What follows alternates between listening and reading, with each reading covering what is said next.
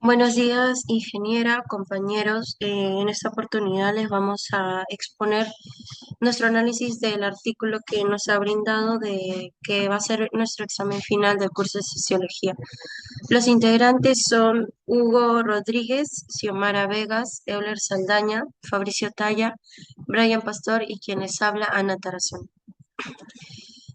Vamos a empezar con el primer punto clave de idea principal de nuestro análisis, que es la crisis civilizatoria y el paradigma dominante.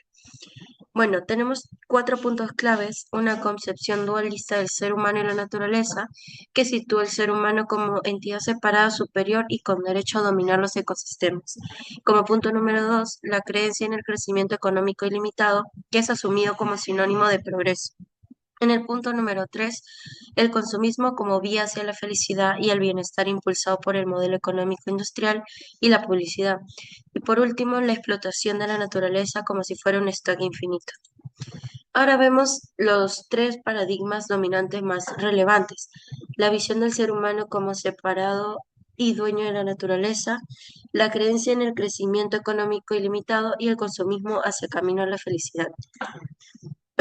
Finalmente, este paradigma, afirma Bermejo, que es científico, arrogante y suicida, porque desconoce principios básicos de la termodinámica y de la ecología.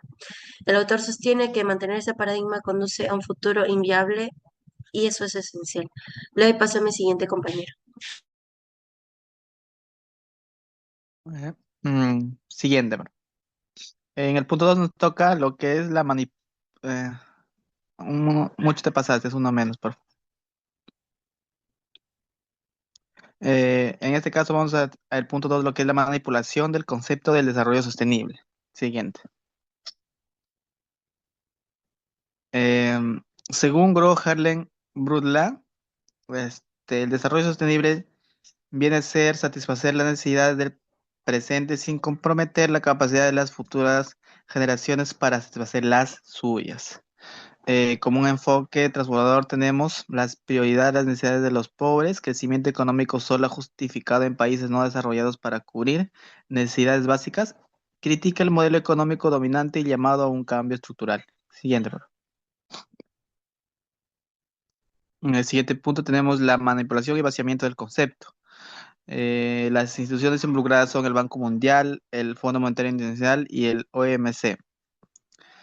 Los cambios introducidos son, en el punto uno, lo equiparan a crecimiento económico sostenido sin cuestionar el modelo. Punto 2, tenemos promover el modelo de tres sostenibilidades: economía, ambiental y social. En el punto 3 tenemos el uso en conferencias internacionales como término de referencia, vacío sin compromisos concretos. Siguiente, por favor. Y las visiones en conflicto son la visión original de Brundtland y visión económica actual. Por ejemplo, en Braula dice enfoque en límites y prioridad de los pobres y la equidad. Y en el económica actual tenemos crecimiento verde sin límites y mantenimiento del sistema económico global. Le doy paso a mi siguiente compañero, por favor.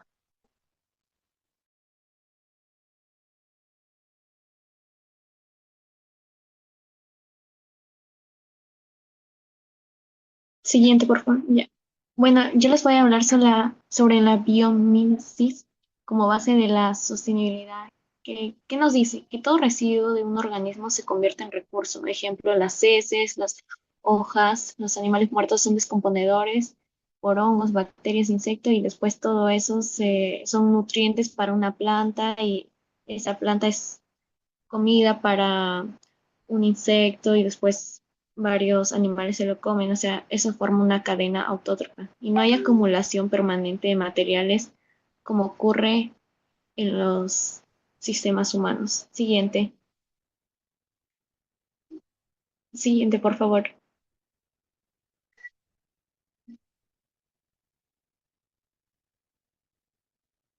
Ana. Bueno, la energía solar. Los sistemas vivos funcionan con energía solar u otras energías renovables externas. Por ejemplo, la naturaleza no depende de combustibles fósiles ni de fuentes que agotan o contaminan. La energía que utilizan las plantas proviene directamente o indirectamente del sol. Aparte, tenemos la descentralización como se aplica en la biomímesis al diseño humano, que imita principios como funciones por partes sin depender completamente de un solo centro, están adaptados a las condiciones locales, climas, culturales, recursos y necesidades. Son autosuficientes, capaces de producir su energía, gestionar sus materiales o resolver problemas sin esperar un orden central. Tenemos la diversidad. ¿Por qué la diversidad genera la resiliencia? Si una especie falla, hay otras que cumplen funciones similares, que eso también nos diría una teoría sobre cómo las especies más fuertes se adaptan y son las que sobreviven.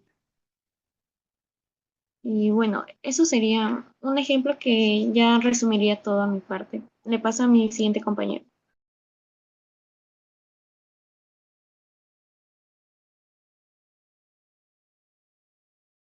Continuando con la exposición, en el punto número 5 tenemos transformación epistemológica y económica. Siguiente, por favor. Tenemos que se requiere una revolución epistemológica en economía. Como punto número 1 tenemos que pasar de la economía neoclásica a una economía biofísica. La economía neoclásica tradicional se basa principalmente en modelos matemáticos que consideran a la economía como un sistema cerrado, donde los recursos naturales son tratados como insumos ilimitados o fácilmente sustituibles. Bajo este enfoque, el crecimiento económico puede continuar indefinidamente siempre que existen incentivos, tecnología y mercados eficientes. Como punto número 2 tenemos usar contabilidad física de flujos de materiales y energía. En vez de medir la economía solamente con términos monetarios, la economía biofísica utiliza indicadores físicos para evaluar el funcionamiento real del sistema económico. Esto permite observar la base material de la sociedad y medir impactos que las cifras monetarias ocultan.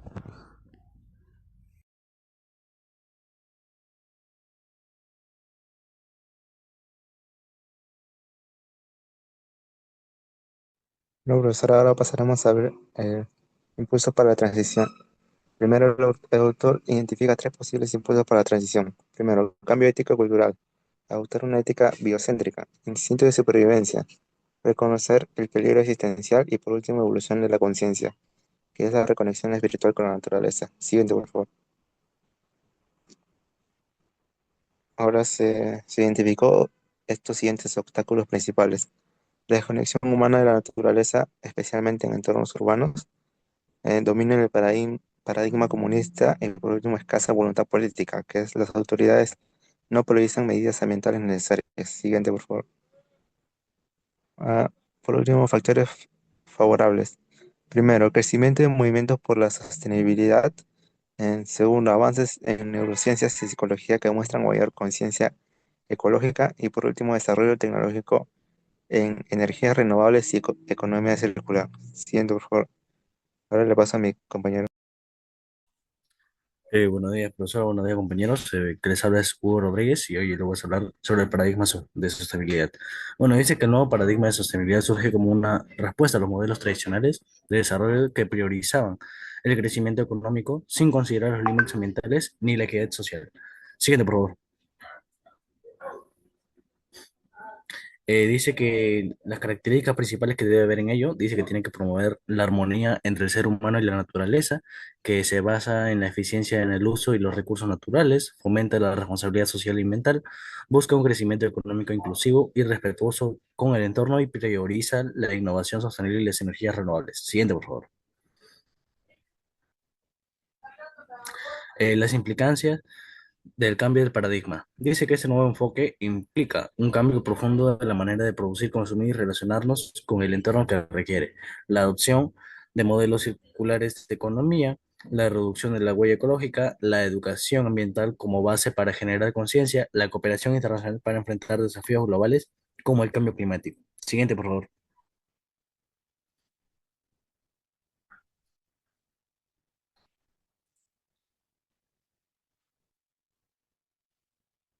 Siguiente, por favor.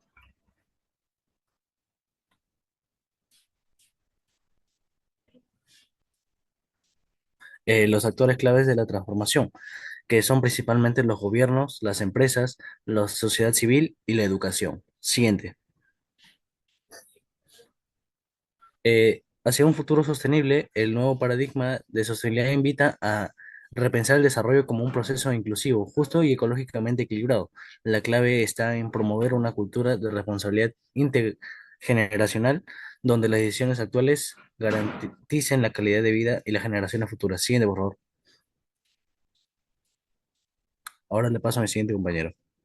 Ya, bueno, en esta oportunidad vamos a hacer las conclusiones y recomendaciones del autor.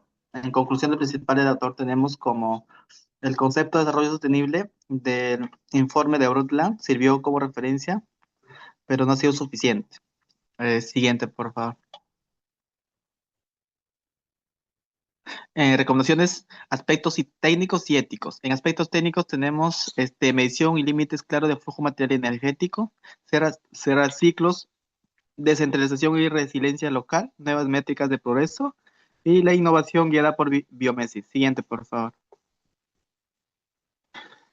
Y tenemos los aspectos técnicos, tenemos el punto uno, que es extensión de la ética a la naturaleza y las generaciones futuras, justicia distributiva y reconocimiento de responsabilidades, y transparencia y democracia de decisiones tecnológicas.